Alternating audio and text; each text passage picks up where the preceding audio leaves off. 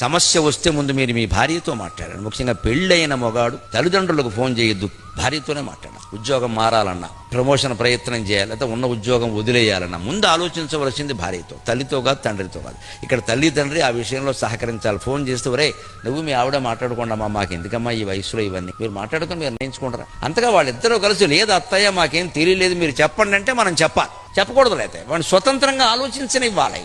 తల్లులకు తండ్రులకు నమస్కారం పెట్టుకోవచ్చు. కానీ తల్లి మనస్తత్వం తండ్రి మనస్తత్వం ఎలా, మా వాడికి ఏమిటో 40 ఏళ్ళు వచ్చినా కూడా నన్ను అడగకుండా ఏ పని చేయాలంటే దద్దమ్మ అని అర్థం. అమ్మ అలా చెప్పడానికి సిగ్గుపడాలి. గీత దాటాలి. 40 ఏళ్ళు వచ్చే వాడి గీత వాడు గీసుకోవాలి. ఇంకా మన గీతలు ఏమిటంటే ఇక్కడ మనకి యమధర్మరాజు గీసాడు గీత, వీఆర్ 82. ఇంకా పెత్తనం కావాలి. దీని పెత్తనం అనరు, మమక లేదండి అది పెత్తనం. వాళ్ళ కాపురం వాళ్ళని చేసుకొని వాళ్ళు వేలెట్టద్దు, వాళ్ళ నిర్ణయాలు వాళ్ళు తీసుకోవాలి. ఈ తల్లి ఎంత తెలివైందో ఆ భార్య ఎంత తెలివైంది. స్త్రియో హినామ కల్వేత నిసర్గాదేవ పండితా.